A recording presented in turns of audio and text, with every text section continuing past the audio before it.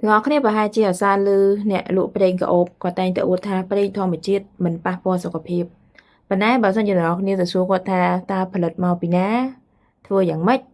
ហើយយកនាំចូលពីណាមកពេលខ្លះក៏ឆ្លើយអត់កើតទេហើយដែលក៏ប្រេងខ្លះដែលដកពីរុក្ខជាតិហ្នឹងយកធ្វើម្ហូបបានហើយចុះប្រេងនោះក៏អូបដែរមិនក៏ធ្វើអត់បានវាខុសគ្នាមិនវាក្លិនដូចតែគ្នាឬមួយក៏វាខុសគ្នាយ៉ាងម៉េចទៅមិនក៏នោះថោកជាងនេះថ្លៃជាងអញ្ចឹងណានៅក្នុងវីដេអូនេះខ្ញុំនឹងណែនាំត្រួសពីបច្ចេកទេសមួយចំនួនដែលអ្នកផលិតប្រេងកាអូបនឹងគាត់យកមកប្រើទាំងអស់គ្នាអាចសិក្សាបន្ថែមហើយនឹងអាចព្យាយាមស្វែងយល់ថាតើមួយណាដែលត្រូវជាមួយតម្រូវការជាក់ស្ដែងពីព្រោះវាមានលក្ខណៈខុសៗគ្នាតម្រូវការប្រើប្រាស់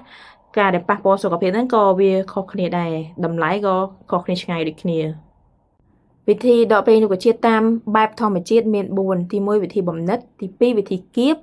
វាត្រូវការកម្លាំងពលកម្មច្រើនគៀបនឹងទី3ប្រើ solvent មានន័យថាប្រើសារធាតុគីមីមួយចំនួនដែលមិនប៉ះពាល់ដើម្បីទាញយកសារធាតុដែលយើងចង់បានទី4ហ្នឹង carbon dioxide supercritical extraction នៅនឹងថ្លៃនៅប្រទេសកំពុងអភិវឌ្ឍយើងប្រើអត់កើតទេនៅប្រទេសដូចកំពុងអភិវឌ្ឍដូចខ្មែរយ៉ាងចឹងវាច្រើនគេប្រើវិធីបំណិតដោយសារវាធូរថ្លៃហើយ lab យើងខ្នាតតូចអញ្ចឹងនៅពេលដែលសម្រាមចេញមកហ្នឹងគឺមានតែកសិផលហ្នឹងឯងវាមានសារធាតុអីប្រេះប្រាស់នៅក្នុងហ្នឹងឯងមានន័យថាយកទៅចាក់ចោលយកទៅធ្វើជាជីបានប៉ុន្តែចំណុចពិបាកនៅក្នុងការធ្វើរបៀបហ្នឹងដល់នេះត្រូវដឹងថាប្រេងរុក្ខជាតិសុទ្ធតែដកពីរុក្ខជាតិពិតហ្នឹងគឺបរិមាណប្រេងតិចមែនទែនភាគច្រើនចឹងយើងត្រូវការជំនាញមួយចំនួនហើយនឹងយើងសិក្សាពីរដូវកាលសន្តានដីនៅតំបន់ហ្នឹងដែលយើងអាចដកបានព្រោះអីភាគច្រើនគឺយើងដកអត់បានបរិមាណច្រើនធូរថ្លៃទេហើយខ្ញុំសិក្សាជាច្រើនឆ្នាំហើយទើបយើងអាចលក់ក្នុងតម្លៃធូរថ្លៃប៉ុណ្ណឹងបានឲ្យស្តៀងជាមួយនឹងប្រេងដែលនាំចូលគីមីប្រេងប្រភេទហ្នឹងគេយកប្រើជា aroma therapy ដែលព្យាបាលផ្លូវចិត្តធ្វើឲ្យបាត់ឈឺចាប់និយមដូចជាថ្នាំបុរាណអញ្ចឹងតែគុណវិបត្តិហ្នឹងគឺត្រូវការរុក្ខជាតិច្រើនមានទៅតាមរដូវកាលហើយតម្លៃវាជាទូទៅគឺតម្លៃថ្លៃអញ្ចឹងនៅពេលនៅក្នុងប្រទេសកំពុងអភិវឌ្ឍភាគច្រើនគឺពិបាកលក់ដោយសារតែវាថ្លៃដូចខ្ញុំនិយាយពីលើគេប្រើវាដូចថ្នាំបុរាណអញ្ចឹងពីព្រោះអីក្នុងប្រេងរុក្ខជាតិមួយមាន compound មានសារធាតុច្រើនមែនតើរាប់រយមុខសារធាតុខ្លាំងអ្នកវិទ្យាសាស្ត្រមិនទាន់បានសិក្សាអស់ដើម្បីផលិតឲ្យដូចផងអញ្ចឹងទោះបីជាគេកែច្នៃនៅក្នុង lab ក៏អត់មានរាប់រយមុខហ្នឹងដូចតែយើងដកពីរុក្ខជាតិពិតនោះទេអញ្ចឹងជាទូទៅបើសិនជាកន្លែងហ្នឹងគេ care ពីសុខភាពឬមួយក៏គេគិតពីនិយាយរួមសុខភាពជាចម្បងជាជាងចំណេញគឺគេប្រើ essential oil គឺប្រេងរុក្ខជាតិសុទ្ធដកពីវិធីសាស្ត្រខាងលើដែលខ្ញុំនិយាយនឹងឯងវិធីមួយទៀតនេះគេហៅជីវបច្ចេកវិទ្យាឬក៏ biotechnology យើងប្រើ yeast fermentation ខ្មែរយើងខ្ញុំឆែកមើលទៅយើងហៅដំបែដែលភាគច្រើនយកទៅផលិតម្ហូបដូចជាស្រាអីជាដើមប៉ុន្តែជាក់ស្ដែងយើងអាចប្រើវាដើម្បីផលិតប្រេងរុក្ខជាតិសុទ្ធបានដូចគ្នាតែវិធីផលិតខុសពីវិធីខាងលើត្រង់ថាដល់គ្នាត្រូវការ zen នៃសារធាតុដែលធ្វើឲ្យមានក្លិនល្អនឹងសិនឧទាហរណ៍ណាថានៅក្នុងប្រេងរុក្ខជាតិដូចលក្ខីអញ្ចឹងមានសារធាតុ ABC យើងដាក់ zen ABC ឲ្យ yeast ធ្វើការទៅវាសិក្សាអូខេសារធាតុនឹងត្រូវផ្គុំម៉ូលេគុលមួយអីចឹងទៅអញ្ចឹងវាផលិតតែភាគច្រើនអាចជាបានប្រើស្ករប្រើអ្វីដែលជាសារធាតុល្អផ្នែក biology អត់មានប៉ះពាល់ជាមួយគីមីអីទេសម្រាប់សំណល់ចេញមកហ្នឹងក៏អត់ប៉ះពាល់ដែរវាផលិតមកបានធូរថ្លៃអាចប្រើបានຂະຫນាតធំអញ្ចឹងនៅប្រទេសអភិវឌ្ឍគេចូលចិត្តប្រើប៉ុន្តែវាពិបាកមួយត្រង់ថាបើសិនយើងឲ្យ Zen ទៅ ABC វាផលិតតែ ABC នឹងឯងយើងអាចដាក់ oil ទាំងមូលទៅឲ្យវាធ្វើហើយវាផលិតបានដូចគ្នាទាំងស្រុងទេពីព្រោះនៅក្នុងប្រេងរុក្ខជាតិសុទ្ធមានសារធាតុច្រើនចង់រាប់រយមុខអញ្ចឹងអាខ្លះទៀតយើងអត់ទាន់មាន Zen អាចសិក្សាបានទេអញ្ចឹងបើយើងឲ្យវាផលិត ABC តែ ABC នឹងឯងអញ្ចឹងអាល្អផ្សេងទៀតដែលវាមាននៅក្នុងហ្នឹងគឺវាធ្វើអត់បានទេប៉ុន្តែវាក៏ជា option មួយល្អដែរពេលខ្លះបើសិនជាទាំងអស់គ្នាចង់ឲ្យក្លិននឹងងុំល្អឬក៏បានយូរឬក៏ចង់សង្កត់លើក្លិនអីយើងសិក្សាថា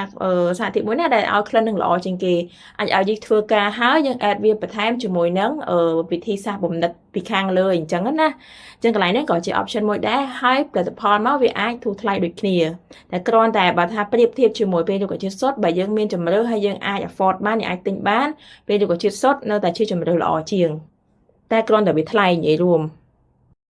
វិធីសាស្ត្រមួយទៀតនេះគឺជាវិធីសាស្ត្រដែលភាគច្រើនផលិតផលលើទីផ្សារគឺសម្បូរមែនទែនដោយសារតែវាធូរថ្លៃខ្លាំងមែនទែនគឺផលិតចេញមកពីគ្រឿង petrochemical អាចថាគ្រឿងឥន្ធនៈអញ្ចឹងណាប៉ុន្តែវិធីសាស្ត្ររបៀបនេះទាំងអស់គ្នាត្រូវការសារធាតុខ្លាំងដាក់ទៅដើម្បីវា process មកបានជាប្រេងកាអូបនឹង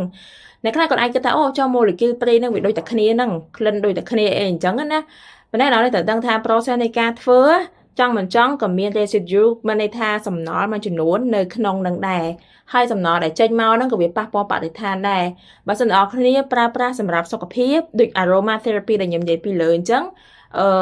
ប្រេងដែលដកចេញពី petrochemical ហ្នឹងគឺវាអត់ sustainable វាអត់បានយូរអង្វែងវាអត់បានជួយដល់សុខភាពដូចជាប្រេងដកពីរុក្ខជាតិសុទ្ធនោះទេបើទោះបីដល់នេះគាត់ថាអូ molecule ហ្នឹងវាដូចតែគ្នាក៏ដោយតែជាក់ស្ដែងបើយើងគិតពីសុខភាពឬក៏បើកន្លែងហ្នឹងគេគិតដល់បរិស្ថានសុខភាពកសិករអីគេអត់ប្រើហ្នឹងទេតែបើចំណុចល្អវិញគឺត្រង់ថាវាធូរថ្លៃមែនតើអញ្ចឹងអ្នកនរគ្នាឃើញពេលខ្លះគេលក់ជាលីត្ររាប់លីត្រហើយលក់តែប្រហែលដុល្លារហ្នឹងដោយសារតែប្រេងហ្នឹងគឺផលិតចេញពី petrochemical ហ្នឹងឯងតែសម្រាប់ខ្ញុំដែលជាអ្នកផលិតជាទូទៅគឺខ្ញុំអត់ចង់ធ្វើការជាមួយនឹងគ្រឿង petrochemical ទេពីព្រោះវាអាចប៉ះពាល់ដល់សុខភាពខ្ញុំហើយនឹងក្រុមគ្រួសារយូរអង្វែងទៅមុខទៀតអញ្ចឹងខ្ញុំបដោតតែលើអីដែលជួយដល់កសិករជួយដល់សុខភាពខ្លួនឯងនិងគ្រួសារតែប៉ុណ្ណោះ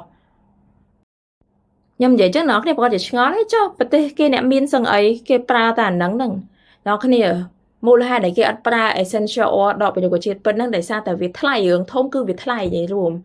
ហើយវាអត់ទៀងទាត់ទេខែខ្លះមានខែខ្លះអត់មានរដូវកាលខ្លះមានច្រើនរដូវកាលខ្លះគឺអត់សោះហ្មងអញ្ចឹងវាអត់ទៀងដើម្បីទៅធ្វើនឹងបានវាពិបាកខ្លាំងតែគ្រឿង petrochemical ចង់បានពេលណាគឺពេលហ្នឹងចឹងអ្នកនរគ្នាអាចដឹងហើយថានៅក្នុងការរកស៊ីពេលខ្លះគេត្រូវការចំណេញច្រើនអញ្ចឹង petrochemical ជាជំរើសមួយដែលគេយកដាក់គ្រប់កន្លែងទាំងអស់នេះឆ្លើយតបទៅសំណួរទាំងអស់គ្នាដែលតែងតែសួរថាមិនគេលក់ថោកជាងអ្នកនោះលក់ថ្លៃម៉េះលក់កោដឹងហើយក្រុមហ៊ុននេះមិនក៏ម្ចាស់ក្រុមហ៊ុននោះមិនក៏ចោះបើក្រុមហ៊ុនអន្តរជាតិធំដែលគេលក់ essential oil សុទ្ធអីវ៉ាហ្នឹងជាទូទៅគឺថ្លៃហើយប៉ុន្តែក៏មើលដែរព្រោះពេលខ្លះនិយាយរួមដូចខ្ញុំនិយាយចឹងបើសិនអ្នកនរគ្នាចង់ mass produce ដូចធ្វើផលិតកម្មអីធំហ្មងពឹងតែ essential oil ពេលខ្លះពឹងអត់ការទេដូចយកទៅដាក់ក្នុងទៀនយកដាក់ក្នុងអីអញ្ចឹងពេលខ្លះ essential oil អត់ជាប់ក្លិនយូរដោយ petrochemical ហ្នឹងទេអញ្ចឹងមើលទៅលើដែរថាតើយើងចង់ប្រើអីក្នុងគោលបំណងអី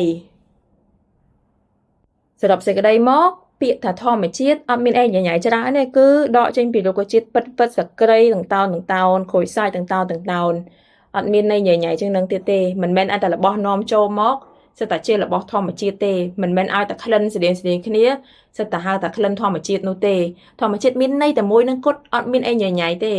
ហើយគ្រឿង petrochemical ហ្នឹងឯងដែលវាធូរថ្លៃជាងអញ្ចឹងអត់គួរយកវាមក compare គ្នាថាអ្នកនេះលក់ថោកអ្នកនោះលក់ថ្លៃវាអាស្រ័យទៅលើថាតើគេកំពុងតែលក់អីគោលដៅគេជាអី